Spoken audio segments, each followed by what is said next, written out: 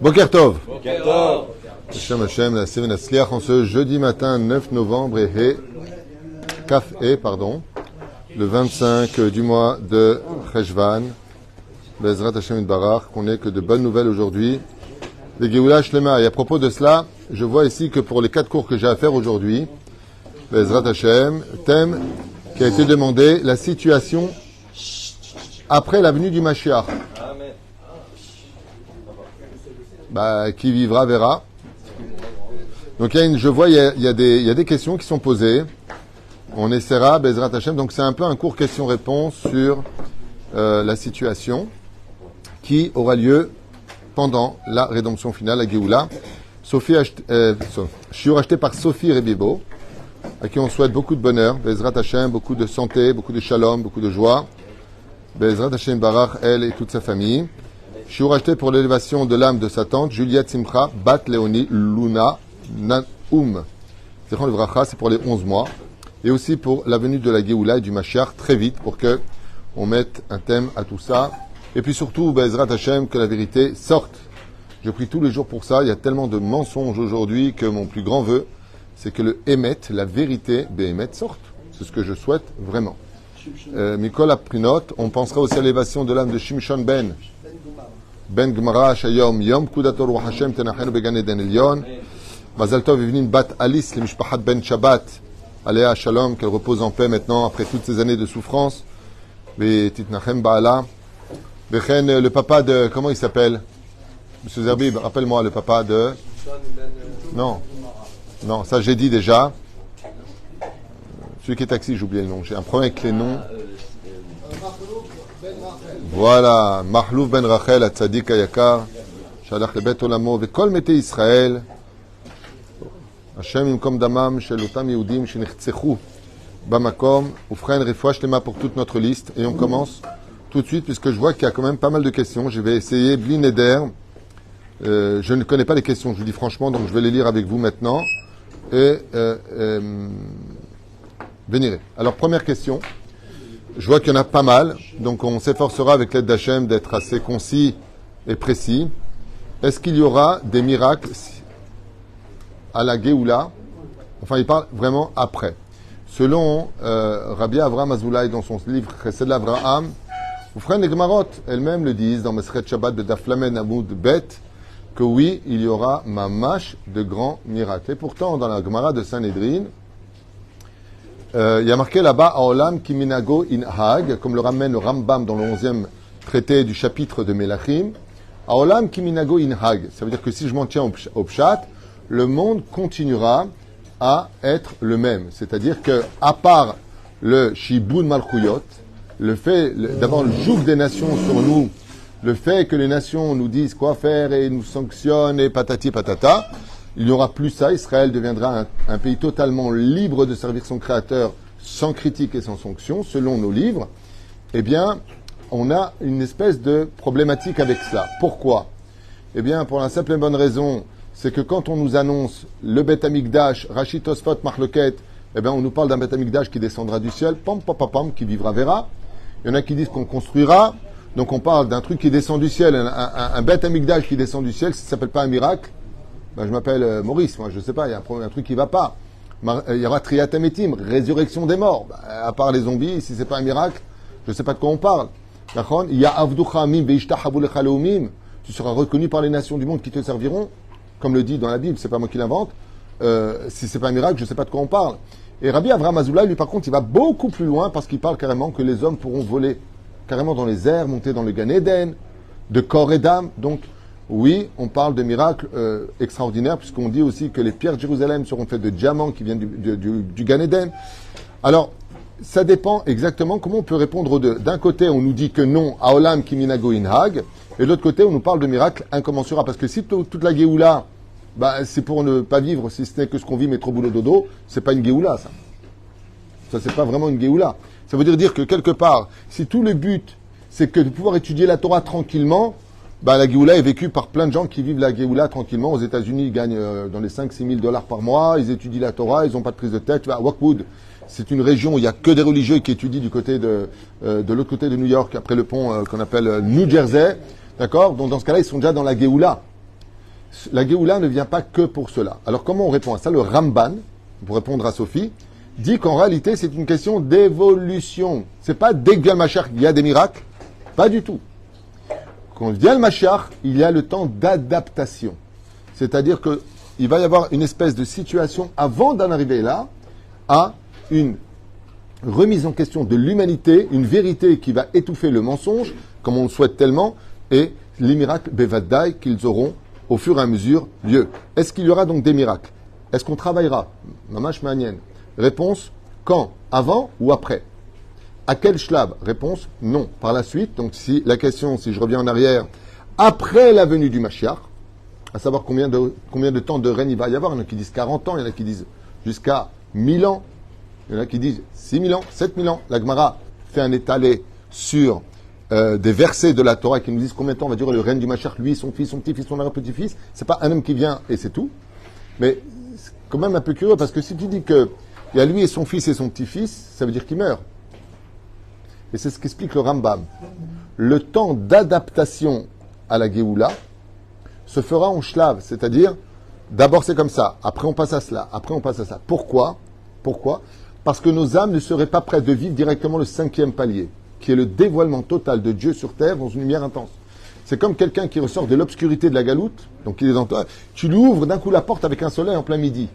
Il rentre à l'intérieur de l'obscurité parce que c'est trop dur.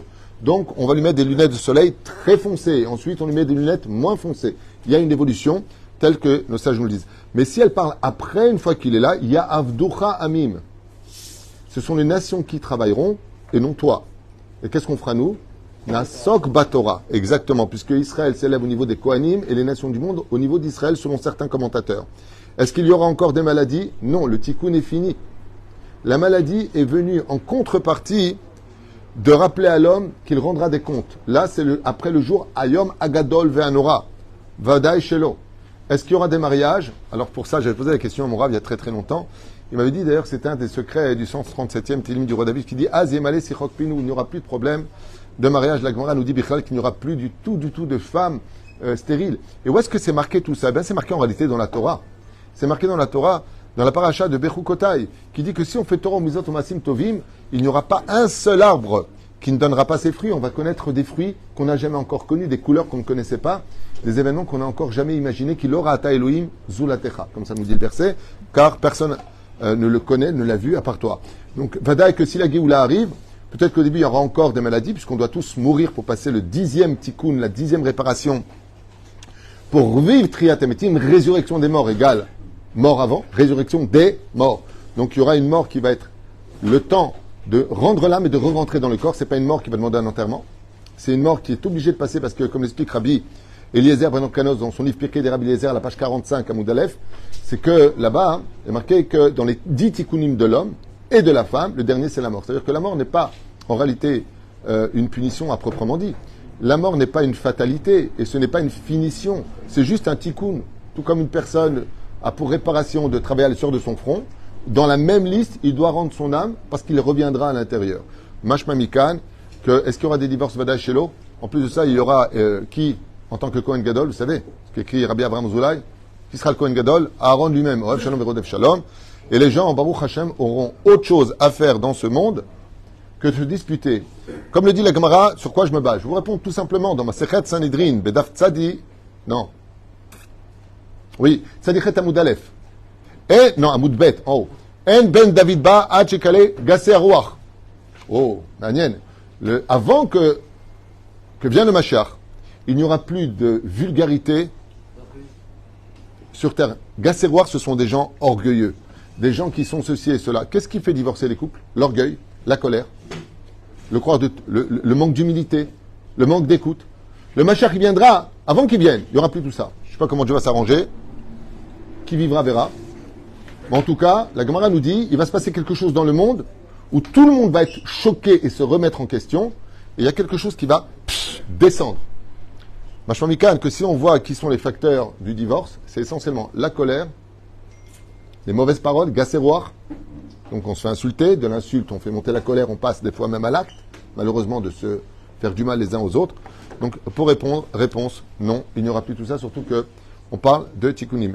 Alors, les morts se relèveront que en Israël ou partout? Très bonne question. Le Zohar y répond, la Gemara y répond, dans Masechet Ketubot, Daf Kuf Yud Aleph, et il n'y a pas de Triat Hametim en dehors d'Eretz Israël. Seul celui qui sera en Israël se relèvera. Pourquoi? Car la Triat Hametim dépend du niveau des trois âmes. Nous avons Nefesh, Ruach et Neshama, trois niveaux d'âme. Et résurrection des morts correspond à quel niveau d'après vous? On n'a pas le temps. Neshama. Et la Neshama du juif, le troisième niveau, ne se trouve que en Eretz Israël. Ce qui fait que, pour que un tzaddik, aussi grand soit-il, d'ailleurs c'est la raison pour laquelle dans la parashat Vaïchi, fait jurer Yaakov de le ramener en Israël, Rashi dit parce qu'il a peur pour Triat Hametim, qui le pousse par l'occiput, cette petite os qui se trouve ici, de la résurrection des morts, qui est indestructible selon la Gemara, qui est poussé dans des petits tunnels jusqu'en Eretz Israël. Pourquoi? Parce que la résurrection des morts n'aura lieu que en Eretz Israël. D'où aussi, hein? Avec le corps, bevadaï. C'est la reconstitution du corps, et même une personne qui serait morte explosée ou autre verra le miracle de ses membres se recomposer, car Triat Hametim n'appartient que à Dieu. Ce n'est pas les anges qui interviennent pour la résurrection des morts, c'est Dieu lui-même. D'ailleurs, quelqu'un il y a 2000 ans qui s'est servi de ça pour dire qu'il est revenu à la vie. Alors les tzadikim qui sont Bechoul, justement, eux aussi seront ramenés par ces tunnels. Et c'est pour ça qu'il y a une grande Messirut Nefesh pour nos tzadikim qui connaissent très bien ce que je suis en train de dire, hein. Quand le Rabbi, le Chafetz Chaim, le Gaon de Vilna, tous ces grands de la Torah, le Baal Pele Yoetz, Rabbi Eliezer Papo sont enterrés là où ils sont enterrés. J'avais déjà expliqué, il y a plusieurs shiurim de cela, plusieurs cours de cela, que ces grands tzadikim qui sont d'Afka enterrés, comme il y en a énormément encore en Tunisie, au Maroc, qui sont encore sur place. C'est impressionnant le nombre de tzadikim qu'on a au Maroc. Rabbi Chaim Pinto, comment il s'appelle, Rabbi Yitzhak, Rabbi Hatzera, que j'ai découvert il n'y a pas tellement longtemps, et pour qui j'ai énormément d'empathie, Rabbi Haïtaï Blomet. Tous ces tzadikim qui sont en dehors de la terre d'Israël, j'avais déjà expliqué quelque chose qui peut-être vous intéresserait, donc je reviens brièvement dessus à toute vitesse, et si je parle un peu vite aujourd'hui, c'est parce que je vois qu'il y a plein de questions, mais c'est intéressant. Donc comment tout dire en peu de temps? Est-ce que dans les trucs, il y a comme WhatsApp, tu fais x1, x1,5, x2 Oh, tu fais -1. Ok.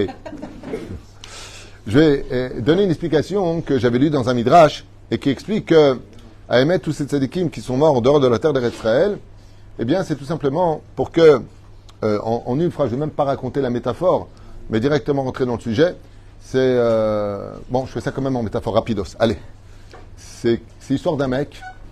Non, je ne parle pas de Coluche. C'est l'histoire d'un mec qui passe comme ça dans une salle extrêmement obscure, on voit absolument rien du tout, et en passant pour aller justement se marier, dans son beau costume blanc magnifique, il va pour se marier, Baruch Hashem, blanc et noir comme ça, il rentre pour aller se marier, sa femme l'attend comme colombe, donc lui en tant que pigeon il y va, et quand il arrive là-bas, il passe par cet endroit, cet hangar, on voit rien du tout, et il entend de la monnaie qui tombe de sa poche.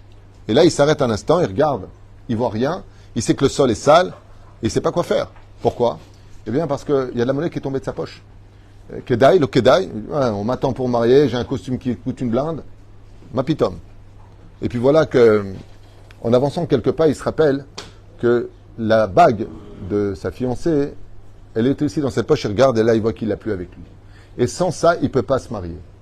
N'ayant aucun choix, là il est obligé de tâtonner, donc il se met à quatre pattes, et commence à tâtonner pour trouver la bague. Maintenant qu'il est sali, qu'il a quatre pattes et qu'il est en train de chercher la bague qui est pas loin de la monnaie, alors il a ramassé en même temps toute sa monnaie. Ainsi dit le Créateur du monde. Quand viendra le moment de la rédemption finale de la Géoula, le Créateur du monde va organiser un mariage, une fête extraordinaire. La Géoula, ce sera il y aura tous les jours des mariages. Pour répondre à la question, est-ce qu'il y aura des mariages? Mazal Tov, Mazal Tov, Mazal Tov, on est obligé de sourire pour le dire. C'est un remède que nos sages nous disent. Oui, il y aura plus de personnes qui nous resteront non mariées. Et même s'il ne trouve pas, il suffira d'aller voir le Kohen Gadol, Orim Vetumi, il lui dira exactement qui est son épouse. Comme à l'époque, on allait voir le Rabbi Lubavitch qui a dit, ta femme est juste derrière. Le mec qui croyait qu'il allait se marier demain, elle était vraiment derrière. Donc, effectivement, il y a Nissim Veniflaot dans ce domaine. Et donc, cet homme-là, on a expliqué qu'il a récupéré sa bague. Le Créateur du monde, pour la rédemption finale, le mariage d'Akadosh Baruch Hu aux yeux de tous avec le peuple d'Israël, son peuple élu, son peuple choisi par Dieu, eh bien, ne pourra pas avoir lieu avec tous les khatanim. Qui sont les khatanim? Les tzadikim. Les bagues sont les tzadikim. Et le Créateur du monde, il ne peut pas aller sans les tzadikim pour la rédemption finale. Donc, il est obligé de chercher qui? Les diamants qui sont le Rabbi Lubavitch, le Gaon de Vilna, tous ces grands de la Torah, comme Moreno Arabe, le Baal Shem Tov, Aniyam Shalom, Srutam Yegan Kol Israël, Rabbi Yaakov Abu Hatzera, qui est enterré à Demanhour, du côté de l'Égypte, il est obligé de les récupérer. Et quand il viendra les récupérer, alors ces bagues avec ces diamants qui sont nos tzadikim diront Hachem, puisque tu es venu pour me récupérer moi, récupère aussi ceux qui sont considérés comme de la monnaie. Chas v'shalom, aucun juif ne ressemble à de la monnaie. C'est une image. Mais ça veut dire qu'eux, ils n'ont pas le mérite de se relever. Alors, ça ressemble à cet homme qui tâtonne pour chercher son diamant et qui, sauf une fois qu'il a quatre pattes et qu'il est descendu dans la touma de la galoute, eh bien, il prendra aussi les tzadikim qui sont autour. C'est pour ça qu'il y a une grande messirut nefesh de tous nos sages qui sont enterrés encore en galoute alors qu'ils connaissaient le secret de la résurrection des morts. Ils ne sont pas restés pour eux, ils sont restés pour les autres. Et c'est ce que dit Rabbi Nachman de Breslev. Pourquoi il s'est fait enterrer d'Afka Ouman alors qu'il est de Breslev? Pour que ceux qui ont été massacrés à cette époque-là, eh bien, se relèvent avec lui en tant que diamant. Il dira, Ribono Shel Olam, si tu es venu jusqu'à moi pour me prendre, alors prends aussi les autres qui sont autour. Voilà, c'est un midrash que j'avais lu, que je partage avec vous. On continue dans les questions. Oui?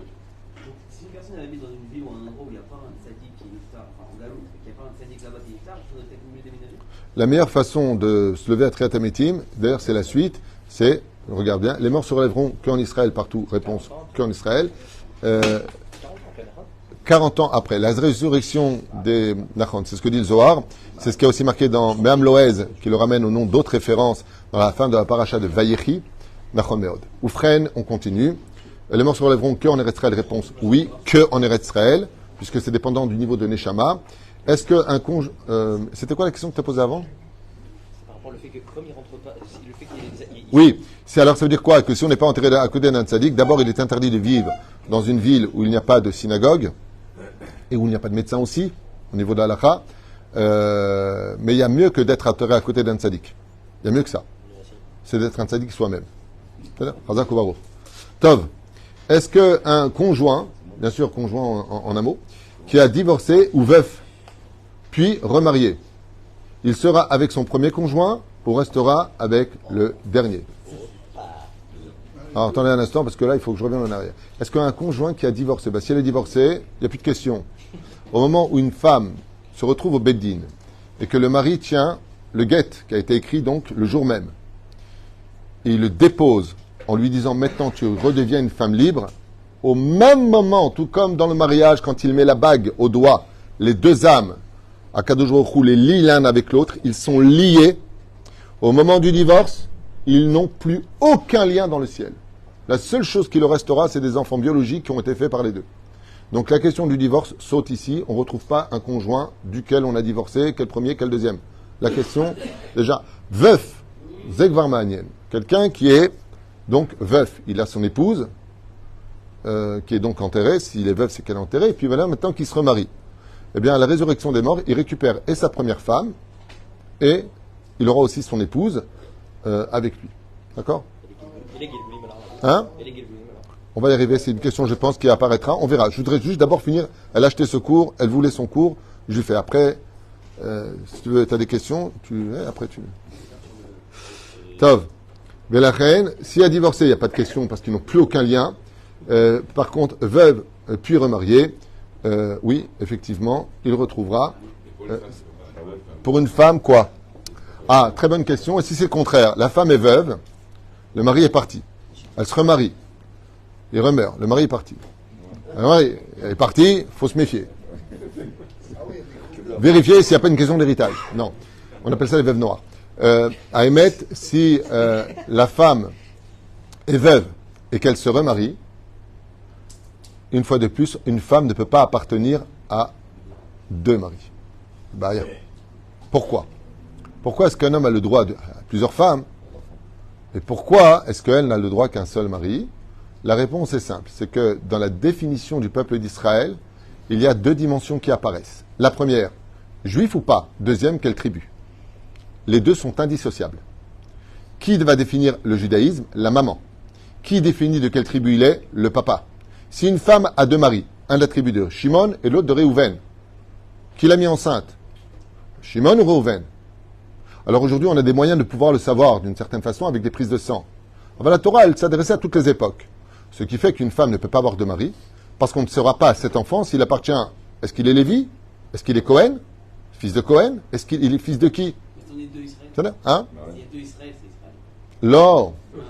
Israël, c'est être juif. Mais Israël se dit, il n'y a pas qu'une façon d'être juif, il y a 12 façons d'exister en tant que juif selon la Torah. C'est-à-dire, mais comme on est feuge, on a rajouté les chassidim, les mitnagdim, les bez, les vijnis, nous on a fait sabatoucha, on a fait. Zrat Hashem. La reine, une femme ne peut pas avoir deux maris, les mishpechotam, les vetavotam. Bon, je ne veux pas m'étaler sur des cours, juste pour répondre à ces questions. Donc, si la femme est veuve et qu'elle se remarie, le jour de son mariage, elle n'est plus la veuve de son ex-mari. Au niveau sentimental, oui, elle veut monter là-bas sur le Kever, elle fait ce qu'elle veut. Aval, dans le ciel, Nigmar, à partir du moment où elle accepte une nouvelle bague à son doigt, Zema Sheotse Misé. Et Rabbi Nachman, quand il s'est marié avec sa deuxième épouse, il lui avait demandé de ne pas se remarier, pour qu'elle prenne son salaire avec lui dans le Olam Haba, patati patata. Oufren, ensuite, il sera avec son premier conjoint ou restera avec le dernier. Je pense qu'on a répondu parce que ça dépend de quoi on parle. Donc, ainsi, ce qu'elle dit ici, ça veut dire quoi? Ça veut dire qu'elle s'est remariée avec le deuxième. Ok, on a répondu. Est-ce que ceux qui ont fait Torah et Mitzvot se relèveront, même si ce ne sont pas des tzadikim? Alors, là, cette question-là est très importante. Le seul problème qu'on a, c'est qu'il n'y a pas de marloquette. Là, on a un gros problème. Elle parle de la résurrection des morts. Qui se lève? Ils ne sont pas tzadikim. D'abord, qu'est-ce que ça veut dire le mot tzadik? On peut être racha et tzadik, on peut être tzadik et racha, personne n'est parfait. On peut mettre un tzadik et oved avodah zara. C'est ce que dit la Gemara dans Ktubot. Tout celui qui vit en dehors de la terre d'Eretz Israël, qui est illou oved avodah zara. D'accord? Donc, qu'est-ce que c'est la définition du mot tzadik? Il n'y a pas marqué, enfin en tout cas, peut-être c'est marqué, je ne connais pas tout, mais dans nos livres à nous, il n'y a pas marqué seuls les tzadikim se relèveront en triatamétim. Non. Comment se passe triatamétim? Le créateur du monde vient lui-même défaire les tombeaux et vient déposer une rosée sur les corps. Cette rosée va reconstituer et les ossements, et la chair, et les veines, et tout ce qui se passe. C'est la recomposition de l'homme. Cette rosée vient d'où? Alors, c'est pas très esthétique d'entendre cela, c'est un peu imagé. Elle vient des poustillons de la salive qui a été avalée de tous ceux qui ont étudié la Torah. Tous ceux qui ont étudié la Torah. Donc, qui se relève à Triatamétim? Pas les tzadikim. C'est évident que s'il est tzadik, il étudie la Torah. Sinon, en quoi il est tzadik? Mais la Torah ne te dit pas du tout. On a lu hier dans Chesed l'Avraham que tout celui qui vit en Israël est un tzadik. Et la Gemara elle-même, dans Kufyut Aleph, Amoud Aleph, en bas de la page, nous dit Kol Adar Be'eretz Israël. Tout celui qui vit en Eretz Israël, même en tant que non-juif, c'est marqué en haut. Ou Ben Haolam Haba. Celui qui fait 4 pas en Eretz Israël, Ben Haolam Haba. Il est héritier du monde futur. Mais est-ce qu'on parle de Triatamétim? Non. Triatamétim, il y a des gens qui peuvent s'en exclure, comme celui qui prête de l'argent avec intérêt. Donc lui, un autre Triatamétim. Mais la reine, seul celui, et ça par contre c'est très important que tout le monde l'entende, seul celui qui a de l'étude de la Torah se relèvera à Triatamétim ou, parachat de Vezot Aberacha, celui qui a soutenu ceux qui étudiaient la Torah. Où est-ce que c'est marqué? Ismah zvulun betzetecha, heureux est ton sort zvulun betzetecha, d'où tu sors? Au niveau du pshat, au jour de ta mort, quel salaire tu vas avoir? J'avais posé une fois la question à mon rave. Et je lui ai dit, quel est le salaire réel d'une personne qui a soutenu un avraire? Par exemple, moi je suis à Paris par exemple, et je dis, tu sais quoi, je vais prendre un avraire chez le Rav Twitou, combien ça coûte? 2800 shekels par mois, je lui envoie. D'accord, je fais ça. Maintenant, moi de l'autre côté, je ne suis pas qui d'étudier la Torah. Au mois de la Chot le matin, le soir, et là, comme c'est marqué dans le premier chapitre, 8e verset du Shua Binoun, que l'homme a l'obligation d'étudier le jour et la nuit. Quand tu te couches, quand tu te lèves. Comme Zvulun et Issachar. J'ai posé la question une fois à mon Rav, qui est Kodesh Kodashim, et qui connaît vraiment, je vous affirme, toute la Torah. Et je lui ai dit, vous pouvez m'expliquer qu'est-ce que ça veut dire exactement Zvulun quand il quitte ce monde? Il m'a dit quelque chose que je vous transmets en son nom, Rabbi Ari Garbian, Shlita chez Badel Haim Aloukim. Il m'a dit, Bni, je vais te répondre ce que ça veut dire. Celui qui a soutenu un avraire.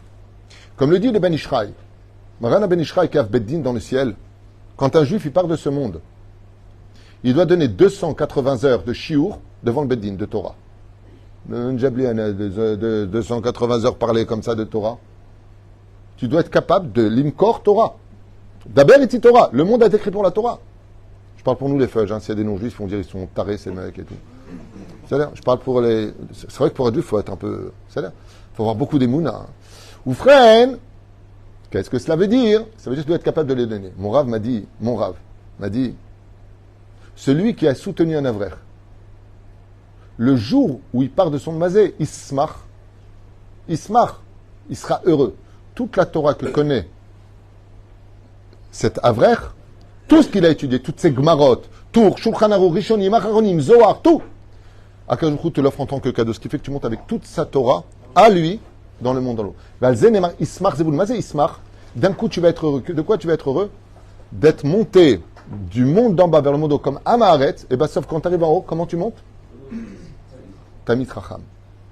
Pourquoi tu es mitralek ito? Grâce à toi. Im en kemach en Torah. S'il n'y a pas de pain, il n'y a pas de Torah. Tu lui as permis de manger. Tu lui as permis d'étudier avec moins de soucis. Chayecha, que sa Torah, elle viendra chez toi. Et que son olamaba, ce sera ton olamaba. Comme on l'a vu avec Rashi, avec Rabbi Avraham de Barcelone, pour lequel Rashi fait un rêve duquel on lui annonce que son compagnon dans l'olamaba sera un tel et un tel. Tov l'homme échané. C'est pas le but. Ken? Enlo. Enlo. Il n'y a pas marqué que celui qui vit en Israël aura triatametim. Il y a marqué olamaba. Il y a une différence entre triatametim et olamaba. Olamaba, c'est le 5e palier final. Le olamaba, c'est le dévoilement de la terre qui cachait l'Olam Abba, parce que l'Olam Abba, il est déjà ici, mais il n'est pas dévoilé. D'accord? C'est ce qu'on appelle Olam Abba. Il est maintenant.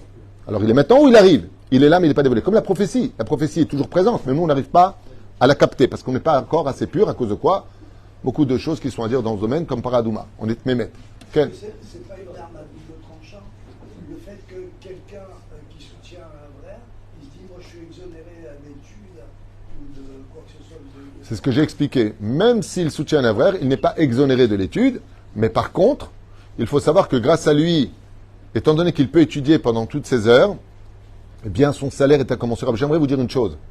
Dans le monde de vérité, si on versera des larmes de regret, ce sera pour ça. Parce qu'il y a beaucoup plus, on va dire, allez, sans être, peut-être que les chiffres que je donne vont être erronés, je le dis selon mon opinion personnelle. Là, j'ai pas de référence. Pour moi, on va dire qu'il y a peut-être dans le peuple d'Israël 95% qui travaillent et 5% qui étudient. C'est ce que je pense, au niveau pourcentage.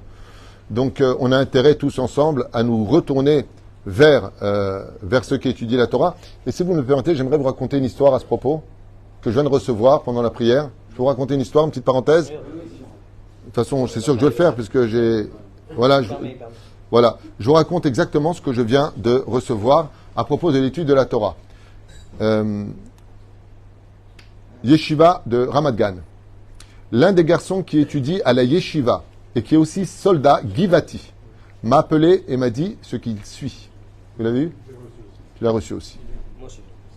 Vous l'avez tous reçu. Bon, vous connaissez l'histoire. On n'a pas reçu. Bon, d'accord, ça va. Pas de manifestation, CGT, CFDT, c'est pas pour ici. Donc hier soir, au milieu des soldats, j'étais dans la salle de Hamal, et mon commandant s'est approché de moi et m'a dit, j'ai une mission pour toi. Vous êtes religieux, n'est-ce pas? J'aime bien, il dit à un mec qui étudie, vous êtes religieux, n'est-ce pas? Ouais. Il dit, on a un gros problème, je ne vais pas vous lire l'histoire parce que je l'ai lu tout à l'heure à toute vitesse. On a un problème avec les tanks, ils sont en territoire hostile, et donc on ne peut ni les réparer, ni s'en approcher, sinon on risquerait de ceci et cela. Donc, de façon cartésienne et mathématique, on ne peut prendre aucun risque pour nos soldats, mais on doit récupérer ces chars.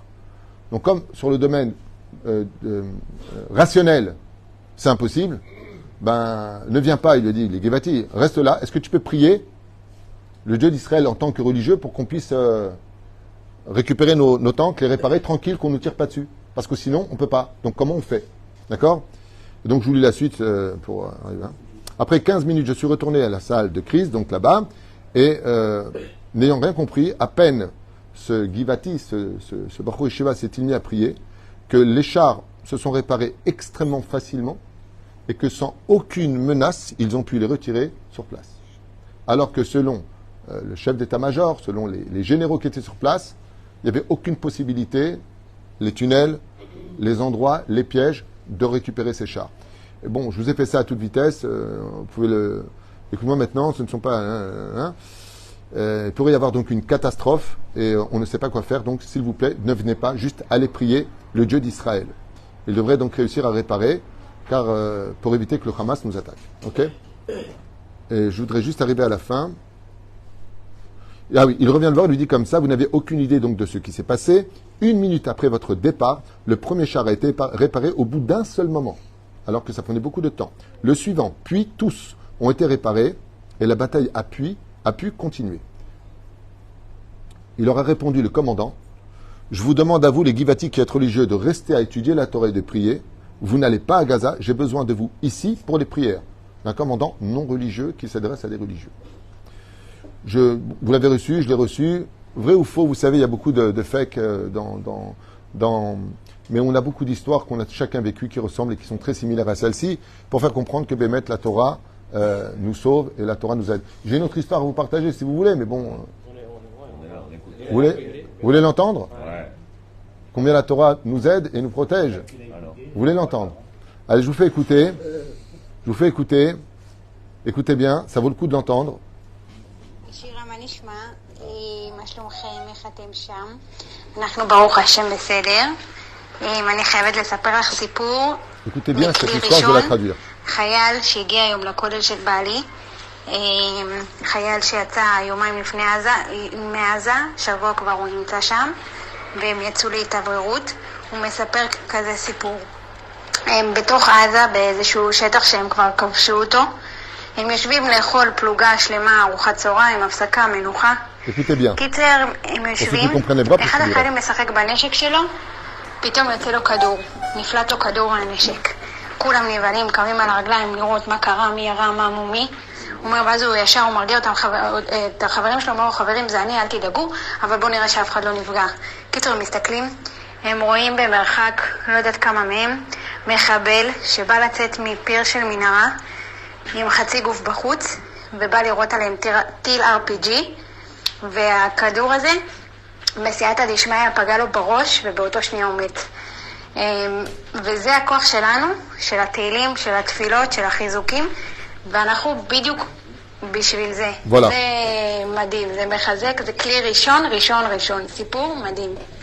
Je vous traduis exactement ce témoignage donc d'une femme dont le mari lui parle au téléphone. Il dit écoute, ils se sont à Gaza, ils se sont arrêtés pour se reposer un petit peu, manger, se restaurer.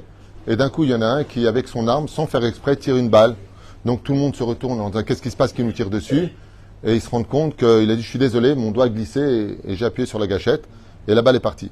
Donc pour vérifier que cette balle n'ait blessé personne, ils sont partis dans la direction où le coup de feu est parti.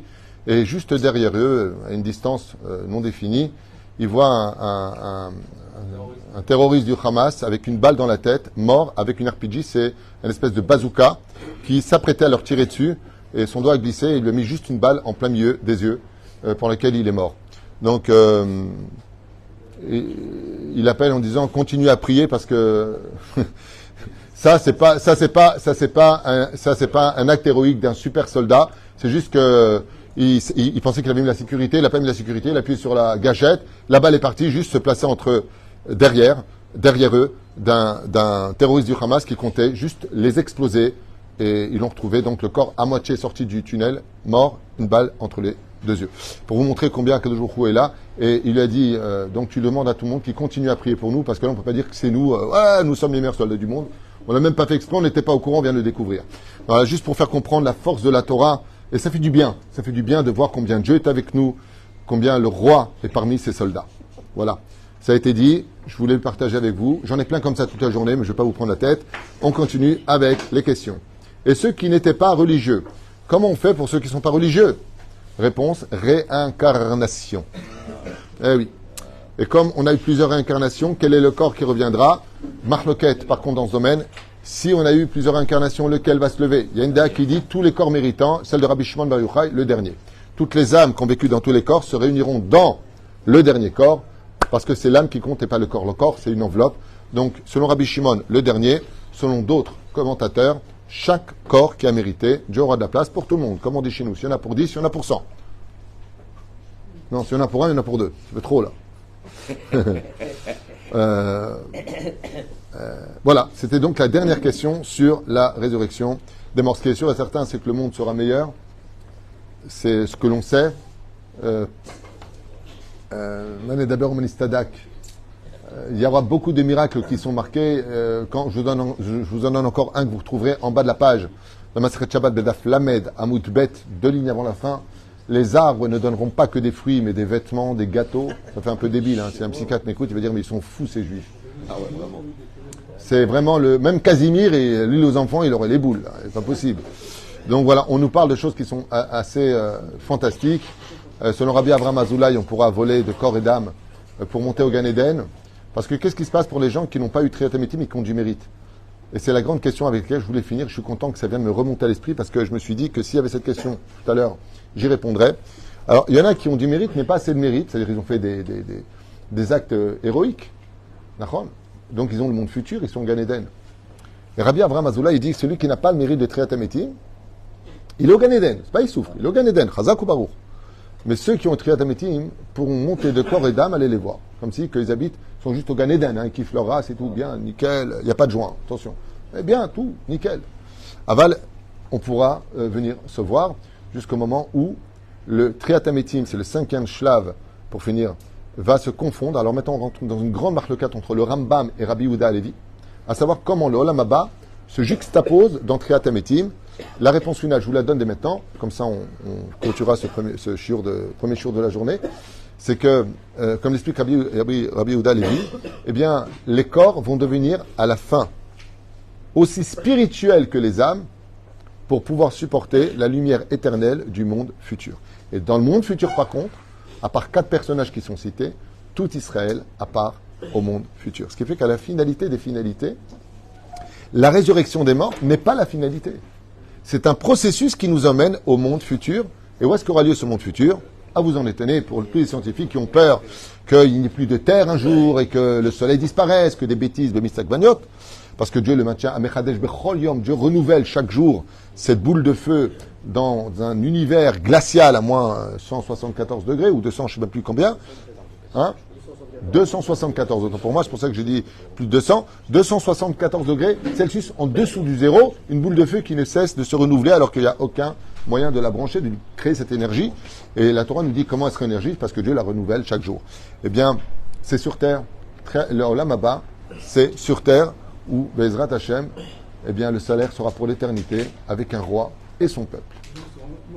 Hein? Immortel, tu te rends compte, professeur? Ça veut dire, choisis bien ta femme. Là, c'est pour l'éternité. Et la belle-mère aussi, tu te rends compte? Voilà. Baruch Adonai L'Olam, Amen, Amen.